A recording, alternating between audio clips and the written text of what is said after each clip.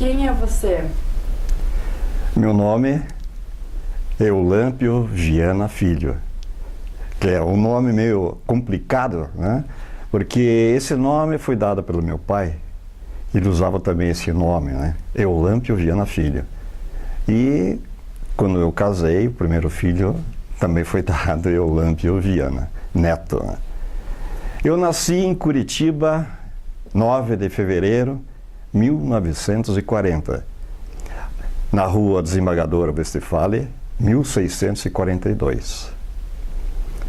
A minha mãe chamava-se Helena Viana, meu pai, como já falei, Eulâmpio Viana. Quando eu nasci, na época, em 1940, a gente não era nem pobre nem rico, era uma classe média. Eu era um garoto, uma criança muito tímida. E eu até vou contar uma passaginha rápida, né?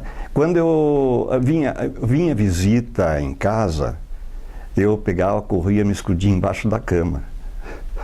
Então, com o tempo, eu fui perdendo a minha timidez. Fui crescendo com os meus já 10 anos de idade. Eu gostava muito de futebol. Na esquina tinha um campo de futebol que chamava-se Futebol Clube TBE. E na época, neste ano de 1950, por aí, fazia aqueles festivais de jogos de futebol, né? E eu fazia parte também de um time do TBE. O que mais me encantava, ficava curioso, aqueles alto-falantes que anunciavam as músicas e tocava as músicas, né? A pessoa queria ouvir uma música, chegava lá na cabine e diria o nome da pessoa, o nome da música que queria. Mas eu fiquei curioso como é que chegava aquele som na caixa, naquele alto-falante.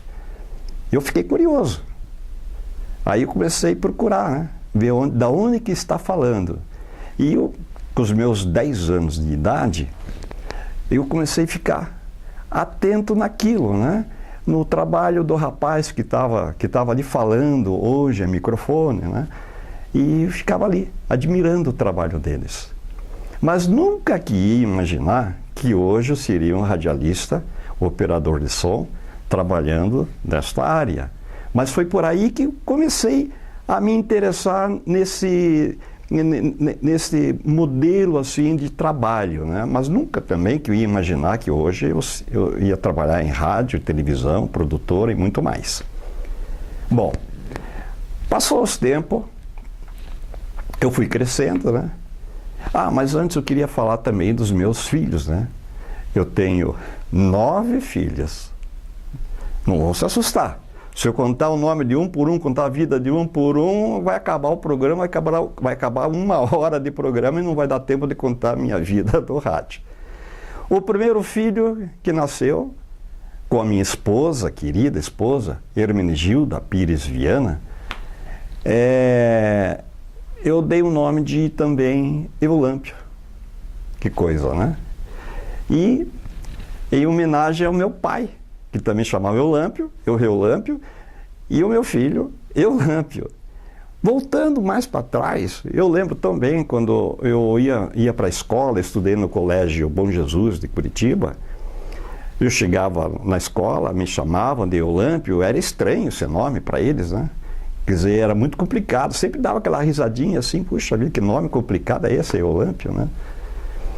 Então, aí eu dei o nome para Eulâmpio Viana Neto. Foi passando o tempo, né? Veio mais um, mais outro, 1, 2, 3, 4, 5, 6, 7, 8, 9. Veio 9 filhos. O Neto, ele também, quando eu entrei no rádio, na época na televisão, depois eu vou voltar a contar a história do rádio. Eu vou chegar nessa do Eulâmpio, desse meu filho, onde que ele está hoje. Eu coloquei ele no Canal 6, ele era operador, eletricista, se não me engano, né? Trabalhava no estúdio, e hoje a função dele é editor de jornalismo, formado, trabalha na Globo, lá em São Paulo, em Campinas, E hoje faz o quê? 17 anos que ele já trabalha nessa função. Outro meu filho também, deu o nome de William Viana, também seguiu a mesma carreira do pai. Aí teve o Jean, também quase parecido como um radialista, mas ele trabalhava em computação. A minha filha Cristiane tem um salão de beleza, juntamente com a minha filha Juliane Viana, trabalham as duas juntas num salão de beleza. Tem a Rosângela, que é contadora, casada, todos eles são casados, né? E veio depois os netos, 7 netos, maravilha, né? Já contei a história dos meus netos, dos meus filhos, onde eu nasci, né? O que eu fazia na época. Com meus 15 anos de idade, eu estava desempregado, né? Desempregado, nunca trabalhei, né? Era criança ainda. E eu fui procurar emprego porque, como eu falei, minha família não era rica nem pobre, precisava trabalhar para ajudar o pai, o sustento dele. O meu pai, ele era funcionário do correio, né? E quantas vezes eu saía com meu pai para entregar as cartas nas ruas, né? E também lá no correio, eu ficava junto com ele, ficava até atento assim, vendo o trabalho dele. Aí o pai falou assim: meu filho, você tem que dar um jeito, né, para poder ajudar o pai, o nosso sustento, assim, tal. Não tem problema, pai, eu vou tentar ver se arrumo um emprego. Por incrível que pareça, eu caminhando na rua Barão do Rio Branco e interessado em ver alguma coisa para que eu possa trabalhar num bar, numa loja, em alguma coisa, eu vi uma escada comprida, enorme, assim, né? Eu vou tentar, vou me arriscar a subir aqui e ver, né? Vou lá ver, vou procurar emprego. Falei lá com o senhor, assim, por gentileza, vocês estão precisando de algum funcionário, tem alguma vaga que eu possa trabalhar na minha idade, eu tenho 15 anos. Ele olhou para mim, né? Olhou de baixo para cima, assim, tem sim. Você quer trabalhar conosco? Puxa vida, claro que quero, né? Então tá bom. Eu aceitei como office boy, Rádio Cultura do Paraná. Quem me atendeu naquela época foi o Moacir Amaral, que foi praticamente ele que me criou dentro do rádio. Foi meu pai, meu segundo pai, né? Aí eu fui começar a trabalhar na Rádio Cultura do Paraná. Tinha aqui no banco, voltava para a rádio, entregava o recado aqui, entregava o recado lá, tinha que comprar qualquer coisa para os funcionários, e assim foi a minha vida ali dentro da Rádio Cultura do Paraná. Até que um certo dia, faltou um operador da rádio. Aí o Moacir Amaral chegou para mim: Olâmpio, você vai trabalhar agora ali na mesa de som. Aí eu falei: o que é isso? Não, você vai tocar a música, você vai ligar o microfone, a locutora Jane Martins, locutora, me lembro também, o Queiroz Neto, e também tinha Alcides Vasconcelos, pessoas famosas, né? E você vai trabalhar na mesa de som. Ah, tá bom, né? Ah, mas eu nunca trabalhei. Não, você vai pegar. Os discos da época eram aqueles 78 rotações, que você, cada 2, 3 discos que tocava, você tinha que trocar a agulha. Não é? Uma agulhinha lá, diamante, você tinha que trocar. Mas o que eu quebrei de disco ali não estava escrito. Bastante. Então, o que aconteceu? Fui me desenvolvendo ali na mesa de som, né? Fui trabalhando, e com o tempo, com o tempo, eu comecei vou voltar atrás. Foi aí que eu me lembrei depois da época quando eu era criança, que eu via aquele rapaz lá no tempo, lá do festival de campo, tocando aquelas músicas. Aí precisa ver, né? Que coisa, né? Eu me entusiasmei com o esquema do trabalho do rapaz ali na mesa, tocava aquelas músicas de alto-falante, e eu estou aqui, ó, na mesa de som aqui na Rádio Cultura do Paraná. Bom, passou algum tempo, do lado tinha a Rádio Guaracá, e depois a Rádio Cultura, Não, PRB2. Não, peraí. Hermes Macedo, loja, Rádio Cultura e Rádio Guairacá e depois a PRB2. Não sei se estou certo. Aí eu entrei na PRB2 para ver se era o mesmo trabalho que o nosso lá, né? Porque era rádio, né? Eu subi lá as escadas, o primeiro degrau, o segundo, o terceiro, fui subindo, né? E atravessei aquele auditório, subi no palco e tinha lá um vidro transparente, bonito, né? E aí estava um rapaz lá sentado na mesa. Isso era ao meio-dia. Aí eu cheguei perto dele, fiquei só olhando, gurizão de 15 anos, ele ficou olhando ali o trabalho dele. Fiquei encantado pelo trabalho, uma coisa linda. O programa que ele estava apresentando era Joias Musicais, programa clássico. E o nome do rapaz que estava na mesa de som era o Ronaldo Vieira, foi um grande colega meu. No outro dia, a mesma coisa, sempre ia visitar o Ronaldo. Eu comecei a fazer uma pequena amizade com o Ronaldo ali, com o operador de som. Ele era especialista nisso, ele só fazia aquele programa, Joias Musicais. Um certo dia, eu subindo as escadas, veio falar comigo um senhor. O nome dele era Mano Basto, diretor artístico da Rádio Clube Paranaense. E também parece que era Graças Guimarães, depois de que foi, né?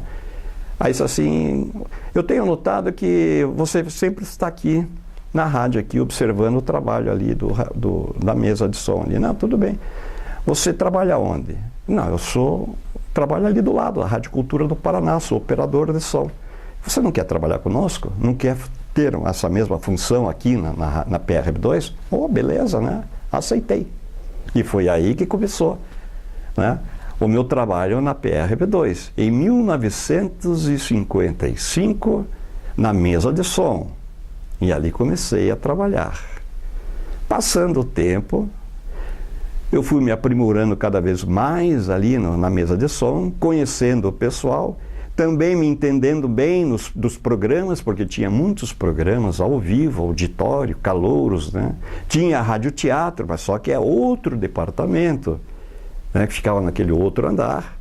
O sonoplasta das novelas era o Rolfo Mário, né? E eu trabalhava mais ali na mesa de som, da técnica de som. Lembro bem, quando abria a estação, era um programa Sonho de Valsa. Aquelas valsas lindas, né? Que tocava às 6 horas da manhã. E o apresentador era o Sérgio Fraga. Em seguida, tinha um programa, chamava-se Espanando o Pano. O Espanando o Pano era uma apresentação muito engraçada, né? Era o Mário Endramel que apresentava esse Espanando o Pano. Ele tinha um espanador e passava ali na vitrô, passava o microfone, era um gozador. E depois do programa do Mário Endramel, aquele programa do Espanando o Pano, isso era na parte da manhã, tinha outros programas também de entrevista, que eu não me lembro ainda o que era um programa comercial, programa de comércio, não me lembro bem. E às 11h55 tinha a crônica. Era uma crônica escrita por Iolo César de Oliveira. O título dele era Pensando em Voz Alta. E quem fazia esta crônica de 5 minutos era o Sérgio Fraga. E depois desses 5 minutos da crônica que antecipava o programa Joias Musicais. Mas acontece que eu não fazia Joias Musicais. Quem fazia era aquele rapaz, lembra? Aquele rapaz, o Ronaldo, que fazia, ele era contratado só para fazer aquele programa. O Leal de Souza, ele era muito exigente nessa matéria, né? Ele dava a deixa, tinha que pegar em cima da música, tinha um ponto certo da onde era colocado a parte, né? Ele era muito exigente sobre isso aí. Mas, né? Um dia eu vou chegar e fazer esse programa também. Eu era teimoso. E cheguei a fazer esse programa de Joias Musicais. Ou não sei o que houve com o Ronaldo, né? Ele parece que saiu, ficou doente e não queria mais, sei lá o que aconteceu com ele. O Léo de Souza falou comigo: olha, Lampio, você quer fazer Joias Musicais? Vou te pagar você tanto por mês. Não tinha nada a ver com a emissora, ele pagava por fora. Não, pá, beleza, né? Vai entrar mais uma graninha aí para mim, né? Já dá para ajudar o pai lá em casa. Então, aí eu comecei a trabalhar no Joias Musicais. Joias Musicais era muito bom. Eu gostava daquelas músicas, as músicas clássicas, a entrada espetacular, né? E até ao meio-dia e meio, né? E terminava o programa, né, com Joias Musicais, o tema final era o Concerto de Varsóvia, né? Tan, tan, tan, tan, tan, tan, tan, tan. Coisa linda, né? E depois do programa Joias Musicais, entrava o programa Suas Cartas Chegou. As fãs perguntas e a sua carta chegou. Esse programa era apresentado por Sival Martins e Ivo Ferro. Sival Martins, né, era ator da época da rádio. E o Ivo Ferro era o diretor das novelas, né? Ele que dirigia as novelas. Mas tinha esse programa para atender os ouvintes que mandavam carta, para saber assim, as cartas para os atores, atrizes, os funcionários praticamente que trabalhavam na rádio, mas para os atores, atrizes, né? Como Lourdes Maria, Elaine Graça, Eli, tinha tantos nomes lá que agora, assim, no momento me foge um pouco a memória. Né? Então, as suas perguntas e os astros respondem. Na apresentação de Ivo Ferro e Sival Martins. Tá bom. Vamos passar para frente. Saindo da PRB2, tem mais coisa para contar ainda. Eu tenho que contar essas façanhas que eu fiz na PRB2, na B2 antigamente. Bom, passou mais ou menos um ano de rádio. Aí o Rolfo Mário, chegamos nessa parte do Rolfo Mário, que era o sonoplasta principal, excelente, muito bom. Eu admirava muito o trabalho do Rolfo Mário, né, na mesa de som, lá da sonoplastia. Ele cuidava também da parte da discoteca.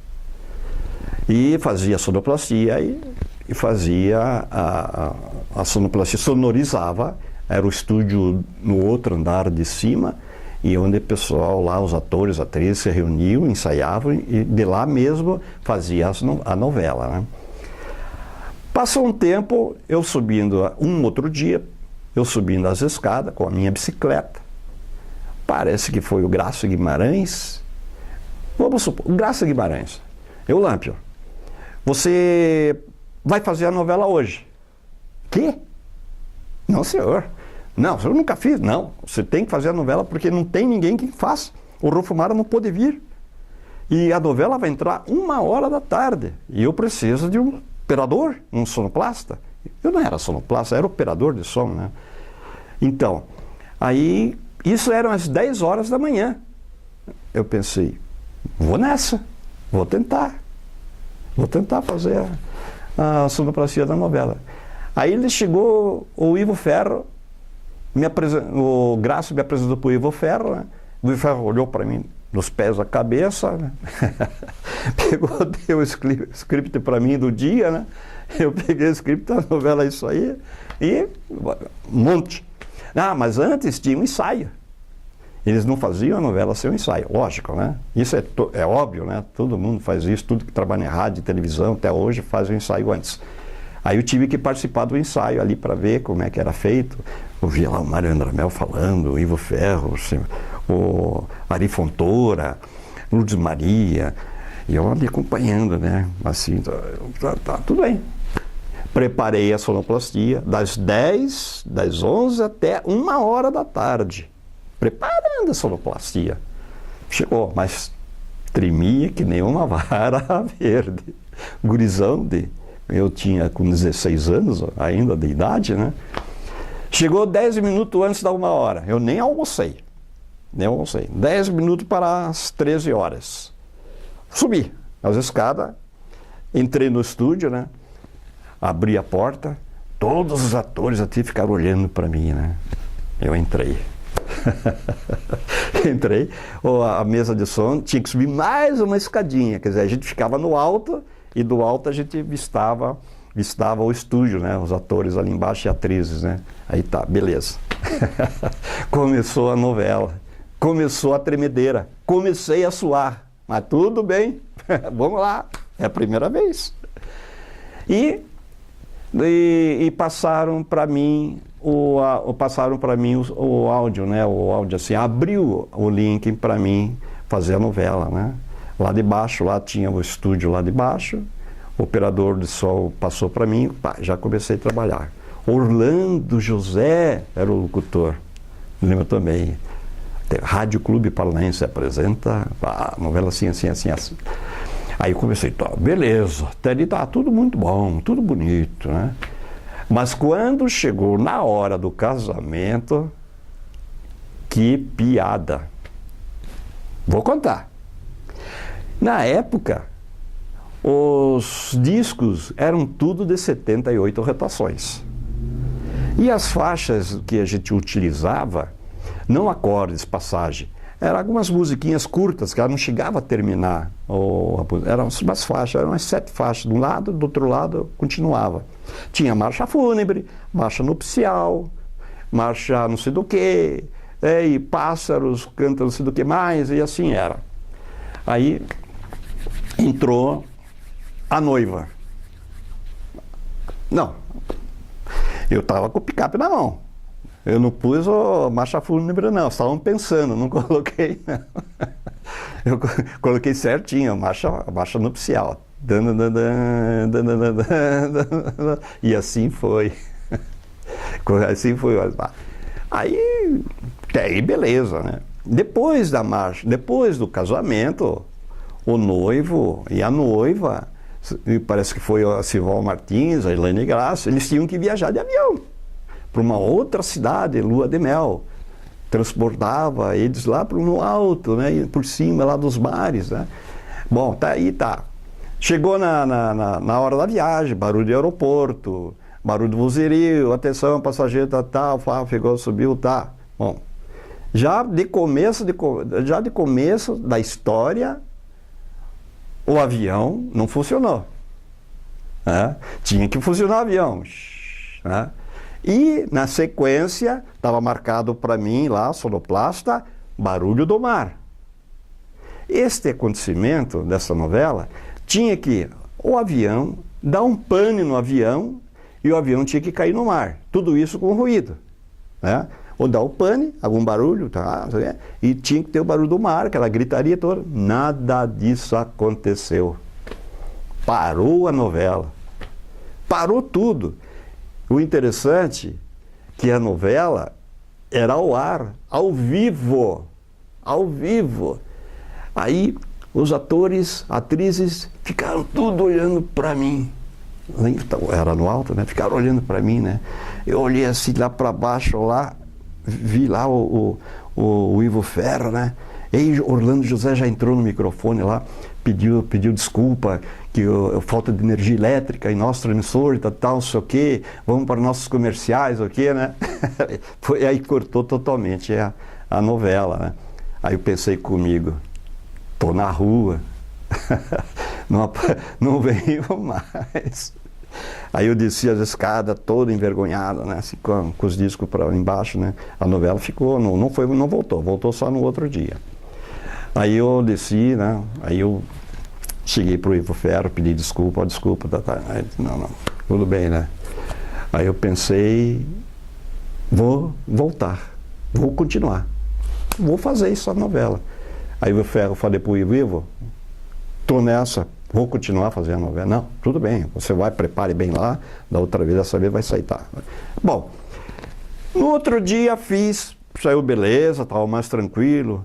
Na outra semana também foi, beleza. Aí o Rolfo Mário voltou parece que das férias dele, E então, ficava assim, da seguinte maneira, a sonoplastia da novela. Foi aí que eu entrei para fazer novela. A sonoplastia era de Rolf Mário, o Orlando José falava isso no final. Dava o nome de todos os atores, de todas as atrizes, a apresentação, tudo, sonoplasta, Rolf Mário. Sonotécnica, Eulâmpio Viana. E assim foi, né? Assim foi até um bom tempo na PRB2. Com o passar do tempo, o Rolf Mário saiu, pediu sua conta, foi para uma outra emissora, né? Parece que foi, se não me engano, para o Canal 12, ou a Rádio Colombo, né? E eu fiquei sozinho fazendo a sonoplastia e a sonotécnica. O Orlando José falava, sonoplastia de Eulâmpio Viana, e sonotécnica e sonoplastia de Eulâmpio Viana. Pá, aí entrava, tá, beleza. Aí eu estava mais tranquilo, né? Mais calmo na minha profissão. E foi passado o tempo, foi indo, em 56, 57, foi me destacando nos programas de auditório, das orquestras, né? E em 1960, se não me engano, eu saí da rádio. Eu fui para uma outra emissora.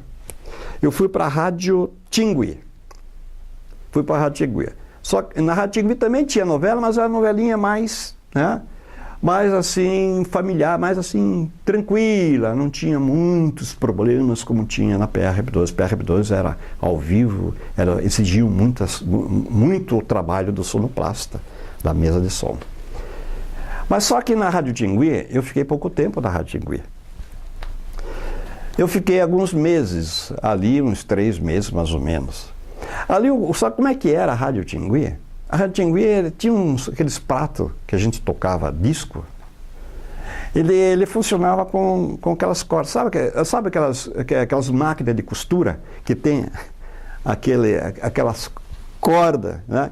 A vovó pedalava e rodeava lá e passava na máquina. Assim eram os pratos da Rádio Tingui. Para você rodar um disco 78 rotações, ele pegava, ele tinha uma rodana, passar em volta e passar em volta do disco. Se você quisesse 33 rotações, você tinha que descer para uma outra rodana para baixo, né? E rodava, quer dizer, a rotação do prato era mais lenta, e assim era a Rádio Tingui. Mas fui pegando o jeitinho também peguei. Só que na PRB2 já era diferente, já era mais, né, prático. Mas o esquema dos pick-up era a mesma coisa. Ele tinha que trocar, era complicado, né? Passei para a Rádio Tingui, fiquei poucos meses lá. Aí eu fui para a Rádio Colombo. Quem me fez esse convite para a Rádio Colombo foi Hamilton Correia. Hamilton Correia é sensacional, amigão. Ele falou para mim, sabia que eu era sonoplasta da PRB2, e eu fui trabalhar na Rádio Tingui. Da Tingui eu fui para Colombo. A Colombo ficava ali na rua Monsenhor Celso, no 7º andar, no edifício Puxley. Tinha também radioteatro ali. A direção era do Moacir Amaral, né? E tinha muitos atores também conhecidos, que eram da PRB2, saíram de lá, vinham para a Rádio Colombo, e assim fazia aquele intercâmbio, né? Não tinha essa coisa de trabalhar aqui e depois não trabalhar lá, então trabalhava numa rádio na outra, mas só que o contrato tinha que cumprir o contrato da rádio, não podia também, né, misturar as coisas. Aí comecei a fazer radioteatro na Colombo. A Colombo foi mais tranquilo, né? A gente já nos preparava bem melhor do que na PRB2. Só que na PRB2 você tinha equipamento, você tinha disco, você tinha condições de trabalhar. Espera aí, já que estou falando em PRB2, gostaria de voltar atrás na PRB2. Não, desculpe. Isso aí era na televisão, nós vamos chegar na televisão, né? Certo? E na Rádio Colombo, então, você trabalhava na sonoplastia e fazia seu trabalho, né? Do trabalho era ao vivo também, às vezes tinha gravação, né? Gravação ao vivo, e também tinha ao vivo. Bom, trabalhei na Rádio Colombo até no ano de 1962. De 62, eu fui para o Canal 6, exatamente. Em 62, fui trabalhar no Canal 6. Eu tive uma pequena passagem ali no Canal 12. Do Canal 12, eu já de imediato fui para o Canal 6, porque eu recebi também o convite para trabalhar como sonoplasta, que iam lançar aquela novela O Direito de Nascer, a novela famosa da época, né? Me contrataram para trabalhar como sonoplasta na novela Direito de Nascer. Tudo bem, só que o Direito de Nascer era também ao vivo. Depois voltou um tempo, deu um jeitinho lá com a parte técnica, começou a ser, deixa eu me lembrar. No Canal 6 foi uma grande experiência para mim. Eu nunca tinha trabalhado em televisão. Lógico, né? Em 1962 que foi inaugurado o Canal 6, se não me engano, né? Foi em 60 ou 62. E eu comecei também, nesse contrato, fui trabalhar como sonoplasta do Paraná. Eu que tinha que escolher as músicas também, mesma coisa, o mesmo procedimento como da rádio, né? Ali no Canal 6, eu fiz várias novelas ao vivo. O Direito de Nascer, ele passou a ser gravado de madrugada. O que acontecia? Por que tinha que gravar de madrugada? Porque a emissora era ao vivo. Não, a emissora tinha que ceder o estúdio, o equipamento, a mesa, o corte, tinha que encerrar a emissora, que encerrava, se não me engano, era meia-noite, e tinha que ceder para nós poder gravar no estúdio O Direito de Nascer. O Direito de Nascer foi maravilhoso, né? Foi um maior sucesso que nós já fizemos. A direção foi do Minghini, né? O Ayrton Miller, né? Ele era o ator, né? O galã, o Delair Rodrigues, né? E tantos nomes, Alceu Honório, né? E tantos nomes conhecidos que nós sabemos quem são, né? Foi maravilhoso. Ali no final do Direito de Nascer, nós tivemos muitas homenagens, recebemos troféus. Isso foi maravilhoso. O Canal 6, eu trabalhei praticamente quase 17 anos no Canal 6. Lá no Canal 6, eu era operador de som, era sonoplasta, discotecário, né? Tinha quase 3 funções. E também fazia as externas com o Valêncio Xavier. Valêncio Xavier assumiu a assistente de direção artística. O diretor artístico era o Aloysio Finzetto, né? Gente boa, foi um pai para mim também, né? Então, aí eu até queria aproveitar sobre o Aloysio Finzetto, né? Ele dirigia a Rádio Estadual do Paraná. A Rádio do Paraná era ali na Travessa da Lapa. Ele chegou para mim, me chamou na sala dele, a direção artística, e disse assim: Eulâmpio, né? Eu preciso de uma pessoa que cuide lá por alguns dias a Rádio Estadual, lá na mesa de som, ou na discoteca, né? Sem compromisso nenhum, eu posso fazer isso aí, tá? Tudo bem, eu fiz, trabalhei. Eu fiz lá para ele, né, alguns dias, né? Ele até contratar um rapaz que possa fazer esse teu serviço que você vai fazer. Mas eu quero que você vai lá, porque não tem ninguém que faça. Né? Tudo bem, seu Luiz. Peguei, fui na Rádio Estadual. Você fazia a seleção das músicas clássicas, né? Trabalhava no som também. Aí tá, até vinha equipamento, vinha as coisas, eles não queriam tirar do ar. Aí tudo bem, aí ele chegou para mim: não precisa mais, que já contratei um rapaz para trabalhar lá na Rádio Estadual, que foi, o nome dele era o Hernani Santos, se não me engano, Hernani Silva Santos, né? Tudo bem. Passou um mês depois, ele chegou para mim: Eulâmpio, você não quer trabalhar, ser funcionário da Rádio Estadual, do governo do estado? Né? Não, pô, claro, né? Ele conseguia trabalhar na Rádio Estadual. Fui lá, era um discotecário, direto, e depois fazia a mesa de som. Foi uma maravilha a Rádio Estadual. Trabalhei na Rádio Estadual aproximadamente uns 13 anos. Depois dos meus 13 anos de Rádio Estadual, eu fui para a Rádio Canal 4. Não, Peraí, estou enganado. Eu não saí ainda do Canal 6. Tem uma história ainda do Canal 6 para ser contado. Tá bom? Vou voltar para trás. Vamos parar aqui na Rádio Estadual. Trabalhei 13 anos na Rádio Estadual. Voltando para o Canal 6.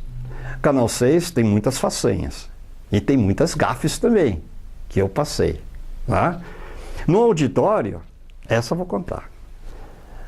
Tinha um programa, Júlio Rosenberg, ele trazia aqueles cantores lá de São Paulo, do Rio. A divulgação era feita aqui no Paraná. Não tinha, na época, via satélite, né? Vinha aqui. E ele trouxe o Wilson Simonal. O Wilson Simonal veio para Curitiba lançar um disco, né? Um disco aqui em Curitiba. Tudo bem, beleza. O apresentador, isso aqui é o Júlio Rosenberg, né? E anunciou, aqui com vocês, Wilson Simonal, vai cantar a música tal, e eu tinha que soltar o playback. Playback era um daqueles, grandão assim, né? Aí eu, tamo lá, não sei o quê. Aí eu me preparei para soltar o disco de 78 rotações. Foi um zoê no estúdio. O disco não era de 78 rotações, era de 33. E agora, né?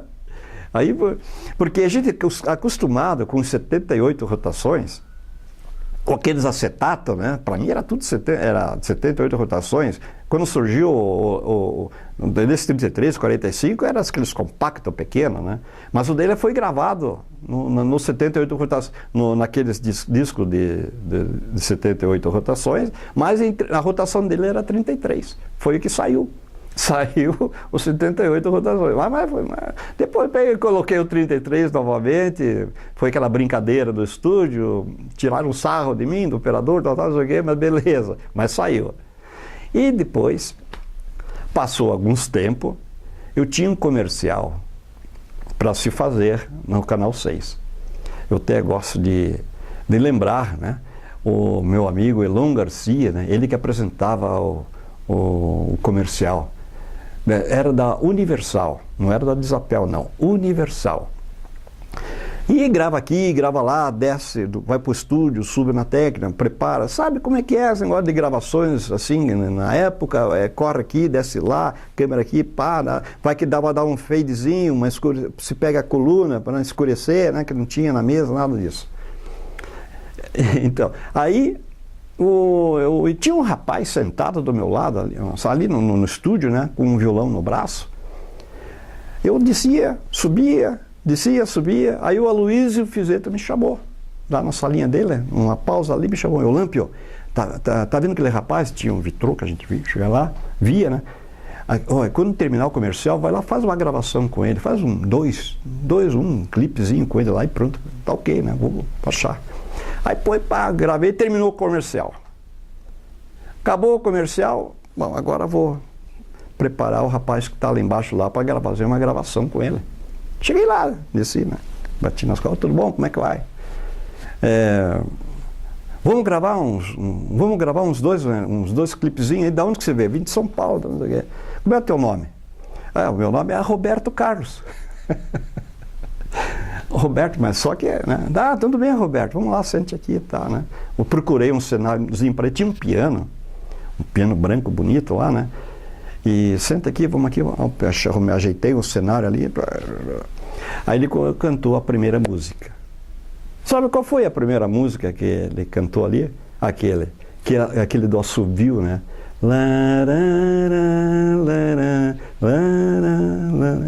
Coisa linda, né?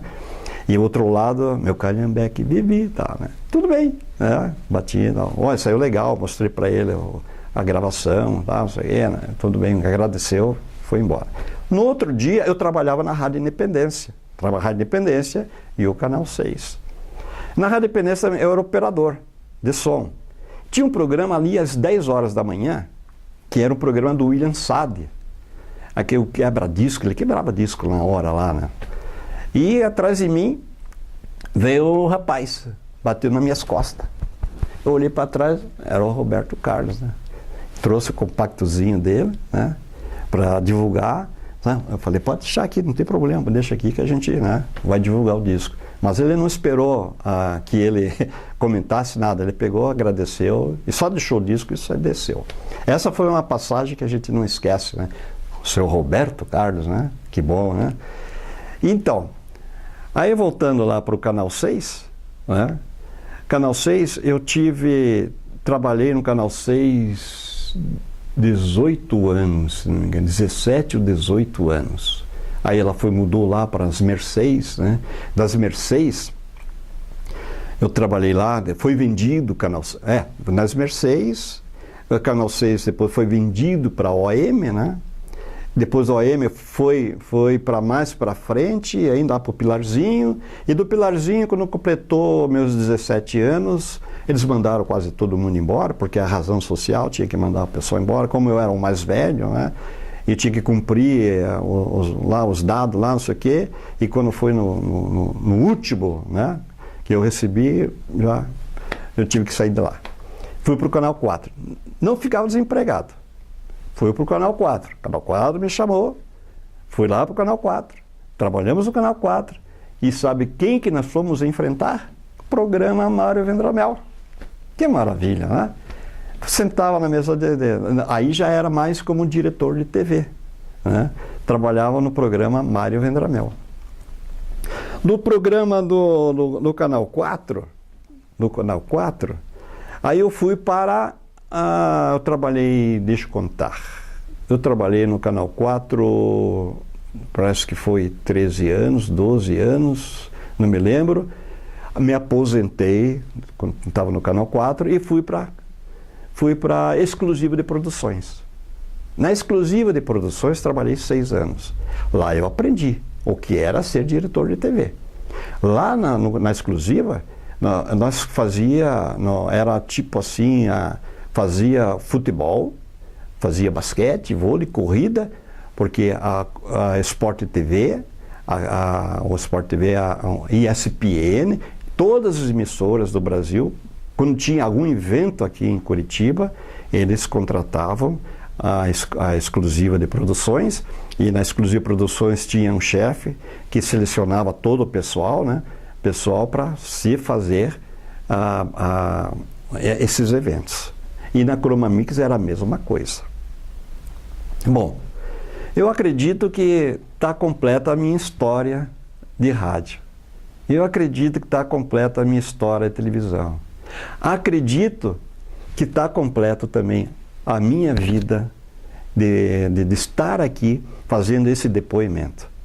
Peço desculpa a todos, alguns erros, algumas coisas que a gente fala aqui, mas o que eu falo aqui de mim é do coração. Porque eu gosto desta profissão. Foi a minha primeira profissão que eu tive na minha vida. Desde a época quando eu era garoto, eu ficava entusiasmado quando lá no alto-falante saía aquelas músicas altas, né? E aquele locutor falando de alto-falante, locutora, né? Então, aonde que eu fui parar? No rádio e na televisão. Quando eu subi aquela primeira escada, foi o meu primeiro degrau na minha vida, no rádio. Subi o segundo, subi o terceiro, até chegar lá em cima no topo da PRB2. Isso foi a mesma coisa ali na Rádio Cultura, onde eu comecei. Era uma escadaria, né? 1, 2, subi o primeiro degrau, fui para o segundo, terceiro. Hoje, terminou meus degraus, né? Cheguei no topo, cheguei aonde eu, né, estou agora, né? Estou aposentado, não estou trabalhando mais. Agora estou cuidando da minha família, estou cuidando dos meus netos queridos, né? São 7 netos. Os meus filhos são abençoados, né? Eles respeitam, eles gostam muito de mim. Foram todos eles encaminhados. E a minha maravilhosa esposa, Hermenegilda Pires, que me acompanhou todo esse trajeto na minha vida. Eu amo todos vocês. Obrigado.